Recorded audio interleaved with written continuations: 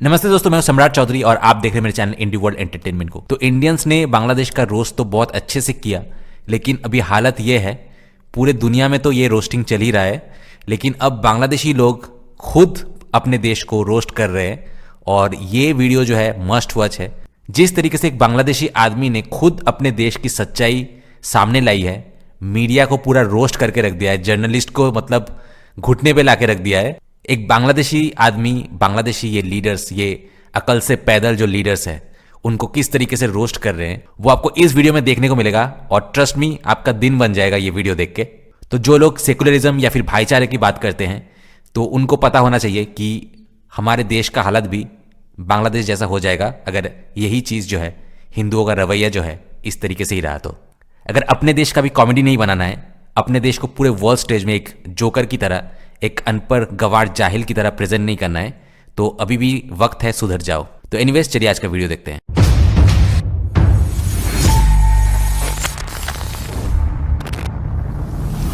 दोस्तों, मेरे short film channel सिर्फ 3 दिनों में ही 4000 घंटे वॉच टाइम और 3000 सब्सक्राइबर्स कंप्लीट कर लिया था और सिर्फ 7 दिनों में ही फुल्ली मोनेटाइज हो गया। तो अब तक इंडी वर्ल्ड, रामानीलय क्रिएशंस और अमन प्रोडक्शन तीन चैनल्स को मैंने एस्टेब्लिश किया है। अगर आपको भी मेरे साथ कोलैबोरेट करके अपना यूट्यूब चैनल बनाना है और उससे पैसिव इनकम जनरेट करना है, तो मुझे कांटेक्ट कीजिए इस नंबर पे। और साथ ही अगर आप मेरे एग्जिस्टिंग चैनल्स में मेरा 50% पार्टनर बनना चाहते हैं, तो भी मुझे कांटेक्ट कीजिए इसी नंबर पे। अरे लिंक कटाने से थोड़ी ही कोई मुस्लिम बन जाता है। हम तो सेल्फ प्रोक्लेम्ड मुस्लिम्स अरब्स के सस्ते कॉपी हैं।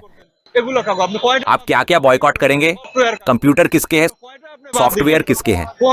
और यहाँ कुछ लोग भारत और इजराइल के खिलाफ जिहाद की बात कर रहे हैं, उनके बारे में आप क्या कहना चाहेंगे? जिहाद और इन जिहाद करने वालों के बारे में मैं बस एक ही चीज कहना चाहूंगा, हम बांग्लादेशी हैं और हम इमोशनल फूल्स हैं। ऐसे फूल्स की मान लीजिए कि 5 लोग हंस रहे हैं तो एक छठा व्यक्ति उनको ज्वाइन करके बेवजह ऐसे हंसने लगेगा। उसे घंटा कुछ पता नहीं कि बाकी 5 लोग क्यों हंस रहे हैं, लेकिन फिर भी वो बिना सोचे समझे वही करने और बोलने लगेगा जो बाकी 5 कर रहे हैं। ज्यादातर बांग्लादेशी लोग ऐसे ही हैं। ये नमूने बोलते हैं कि इजराइल इंडिया के साथ लड़ने जाएंगे। जंग लड़ने के लिए क्या क्या चाहिए इनको पता भी है। जंग करने के लिए लगता है कॉम्बैट ट्रेनिंग है। इनके पास कोई ट्रेनिंग? इस देश में जो खुद को मुस्लिम सोचते हैं, वो बस ये मानते हैं कि नुनू में काट के खतना करते ही वो सच्चा मुस्लिम बन गया। अंदाजे में खुद की औकात जाने बिना जंग में अपनी जान गवा के आप अपनी बेवकूफी दुनिया को दिखाने के लिए इतनी बेचैन क्यों हैं? हमें क्या अल्लाह ने इस दुनिया में ऐसे ही बेवकूफों की तरह जान गंवाने के लिए भेजा है? क्या आपकी कोई जिम्मेदारी नहीं है? आप यहाँ पे आके माइक पकड़ के मेरा इंटरव्यू कर रहे हैं, तो इसके बारे में आपने पढ़ाई की है, प्रॉपर होमवर्क किए हैं कि क्या क्या सवाल पूछने हैं, तभी तो आप जर्नलिस्ट बने हैं। या फिर आप यूं ही अनजाने में अंदाजे से अंधेरे में पत्थर फेंक के पत्रकार बने हैं? अगर आपको जंग में जाने का इतना खुजली है तो अच्छी बात है, लेकिन उसके बारे में पहले मिनिमम ज्ञान तो हासिल कर लीजिए। यहूदी और क्रिश्चियन लोगों ने बड़े चालाकी से मुस्लिमों के हाथ में कुरान पकड़ा दिया और उन्हें असली ज्ञान से डाइवर्ट कर दिया, और फिर नमाज और हम बस कोने में बैठ के दिन भर नमाज और अल्लाह अल्लाह करते रह गए और खुद साइंस एंड टेक्नोलॉजी से हाथ में एडवांस्ड वेपन्स लेके खड़े हैं। अब भी इधर आप कुरान खोल के अल्लाह अल्लाह कर रहे हैं और उधर से उन्होंने दिए फायर करके, तो कौन कुत्ते की मौत मरेगा? क्या आपको कुरान बचाएगा गोली से? जंग में जाएगा, बिना ट्रेनिंग के जंग में जाके अपनी जान गवाओगे? क्या इतनी सस्ती है तुम्हारी लाइफ?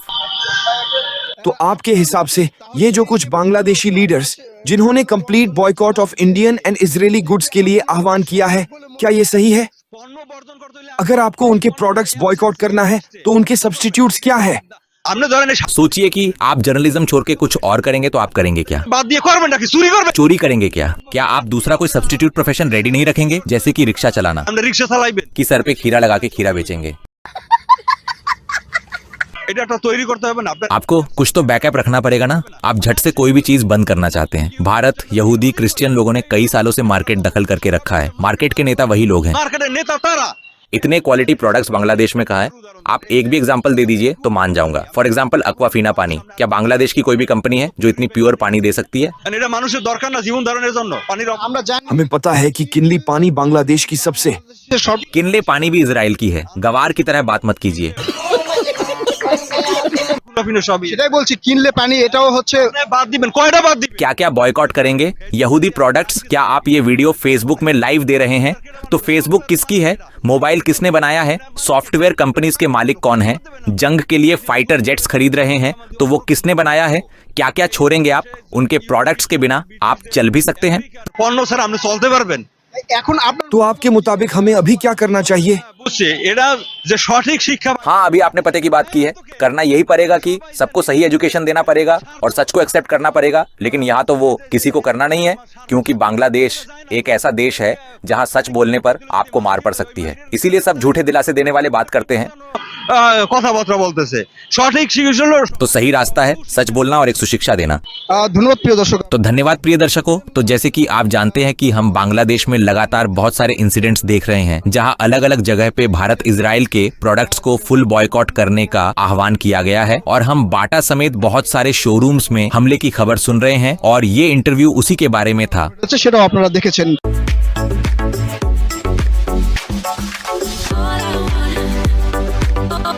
सबसे पहले लकी ने लिखा है कि माशाअल्लाह एक ज्ञानी व्यक्ति के मुख से बहुत ही सुंदर, एनलाइटनिंग और इंस्पिरेशनल बात सुनने को मिली। धन्यवाद भाई साहब। उसके बाद टूरब रासुल ने लिखा है कि बात कड़वी है, लेकिन क्या करें, सच्चाई तो हमेशा ही बिना शुगर के आती है। उसके बाद शहादत बिन कमाल ने लिखा है कि बात तो बिल्कुल सही है, जंग के लिए हथियार और ट्रेनिंग चाहिए। सिर्फ तस्बीह अल्लाह अल्लाह करते करते कोई जंग नहीं जीती जाती, वरना तो दुनिया की सारी फौजें नमाज की लाइन में खड़ी होती। उसके बाद वासिम अकरम ने लिखा है कि युद्ध में भी लूटपाट के उद्देश्य से जाएंगे। बांग्लादेशी लोग ऐसे लोग हैं जो कि मुर्दों के भी पॉकेट मार सकते हैं।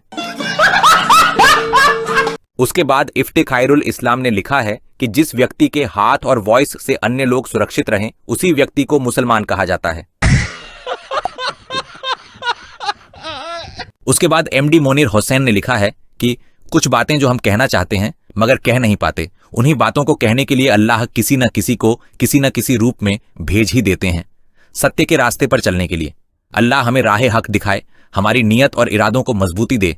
उसके बाद मासूक मियां ने कमेंट किया है कि बिल्कुल जमीनी हकीकत बोला है भाई, यू नेल्ड इट। हम खुद तो चोर हैं, कुछ बना नहीं सकते, लेकिन मुंह से कुत्ते की तरह भौंकते हैं। उसके बाद अमेजिंग वीडियोस ऑफिशियल ने कमेंट किया है कि बिल्कुल, इसे ही तो कहते हैं शिक्षा। पहले अपनी औकात समझनी चाहिए ना, फिर बाकी बातें। उसके बाद जोनाकी ने कमेंट किया है कि अरे भाई, ये तो जरूर किसी अच्छे परिवार के बच्चे होंगे। कितनी प्यारी बात कह दी आपने, दिल से धन्यवाद। उसके बाद प्रियंका जाबिन ने लिखा है कि टाइटल देखकर तो मैंने वीडियो नहीं प्ले किया था, लेकिन जैसे ही प्ले किया लगा जैसे इस साल की सबसे बेहतरीन बात सुन ली। मेरे सारे दिल की बातें इस एक वीडियो में समेटी हुई हैं। धन्यवाद भाई इतनी सुंदर बातें कहने के लिए। उसके बाद फजला ने लिखा है कि मैंने देखा है कि कई बार बांग्लादेशी लोगों ने बहुत सारे विदेशी सामान का बॉयकॉट किया है, लेकिन बाद में वही जाहिल वही सामान और भी ज्यादा खरीदने लगते हैं। शॉर्ट टर्म गेन्स के लिए ये लीडर्स पब्लिक का इमोशन यूज करते हैं। अगर पाकिस्तानी और बांग्लादेशी लोगों के दिमाग में इतना बुद्धि होता कि वो कैसे उनको यूज करे, क्योंकि उन्हें भी पता है कि ज्यादा लॉन्ग टाइम तक वो इंडिया को बॉयकॉट करके रह ही नहीं सकते। Let's for example see Maldives, opposition party हो, इंडिया आउट कैंपेन करके पावर पे आ तो गए, बट फिर पावर पे आके इंडिया के पास ही जो है घुटने टेकने पड़े। तो उन्हें भी अच्छे से पता है कि ज़्यादा देर तक वो लास्ट नहीं कर सकता। बस पावर में आने के लिए, लोगों से बेफालतू का पैसे लेने के लिए, लोगों को लूटने के लिए शॉर्ट टर्म में ये सब गेम खेलते हैं। लेकिन जिस देश के लोग बेवकूफ़ हो, उनकी हाल फिर यूक्रेन जैसा ही होता है। उसके बाद मुमताज उल हक ने लिखा है कि दुनिया के सारे इस्लामिक देशों को एक होना ही चाहिए। उसके बाद एमडी सोहेलुल ने लिखा है कि हमारी इस हालत के लिए हम खुद ही जिम्मेदार हैं। जहां किसी ने कुछ कहा, हम बस हाँ में हाँ मिलाते रहते हैं, सही गलत का फर्क नहीं करते हैं और बस उन्हें अंधे की तरह फॉलो करते रहते हैं। हम सब अपने फायदे की बात करते हैं, लेकिन जब खुद मुसीबत में फंसेंगे तो कोई भी सामने नहीं आएगा। फिर भी हम दूसरों को ज्ञान देने के लिए तैयार रहते हैं। उसके बाद अबू सिद्दीक ने लिखा है कि वो खुद ही ये सवाल उठा रहे हैं कि मुसलमान क्या है। उसे देखकर तो यही लगता है कि असल में वो मुसलमान नहीं है। जिसके रिप्लाई में मैंने लिखा है कि मैं भी आपसे बिल्कुल सहमत हूं। जिस तरीके की लॉजिकल बातें वो कर रहे हैं, उसे तो मुझे भी यही लगता है कि वो मुसलमान नहीं है। उसके बाद अबीर अहमद ने लिखा है कि प्रेम और भावना से ही ये तय होता है कि कौन मुसलमान है, और जो मुसलमानों के पक्ष में बात करता है वही असल मुसलमान है। जो मुसलमानों की मौत पर मजाक उड़ाता है और तर्क वितर्क करता है, उसके माँ को कितने लोगों ने चौंका है, तभी उसके जैसा बच्चा पैदा हुआ है, ये उसे समझना चाहिए।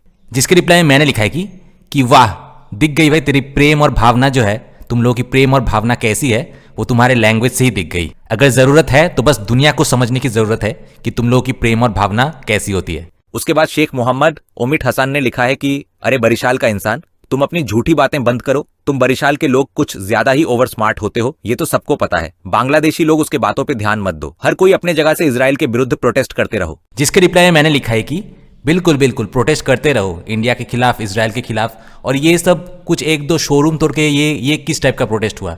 अगर पूरे बांग्लादेश अपने देश को पूरे तरीके से जला के अगर प्रोटेस्ट करो तो मानूं, तो ये अच्छे काम अपने देश के अंदर करते रहो। और इंडिया को जो ज़रूरत है कि ये एलिमेंट्स जो है बॉर्डर सील हो प्रॉपर तरीके से और ये इंडिया में ना घुसे, then India has already won the war. India को गोली बारूद तोप की कोई ज़रूरत नहीं है। इंडिया को बस घर के अंदर दुश्मन ना घुसे, घर के अंदर दुश्मन ना रहे। अगर इंडिया इतना इंश्योर कर ले तो वही काफ़ी है। तो दोस्तों आज का वीडियो यहीं पे खत्म करूंगा। मिलते हैं आपसे नेक्स्ट वीडियो में। Till then good bye.